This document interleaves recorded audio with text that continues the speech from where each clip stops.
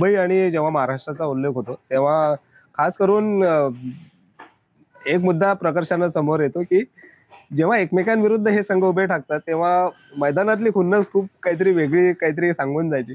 पण तुम्हाला स्वतःला कसे अनुभव होते, कारण तुम्ही मुंबईत जास्त क्रिकेट खेळलात, तुमच्या बाबतीत पण तसे अनुभव आले होते तुम्हाला?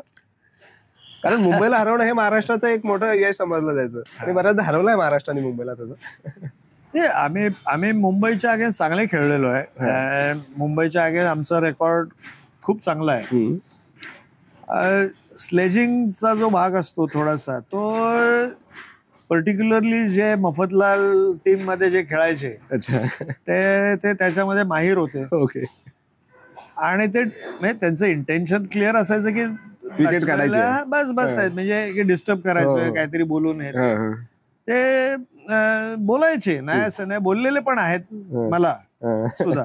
पण जेव्हा मी 200 केले किंवा 100 केले ना, तेव्हा मग त्यानंतर कधी ते पुढचे 10 वर्ष कधी बोलले नाही. बंद करून टाकला तुम्ही? 10 वर्ष परत नाही बोलले.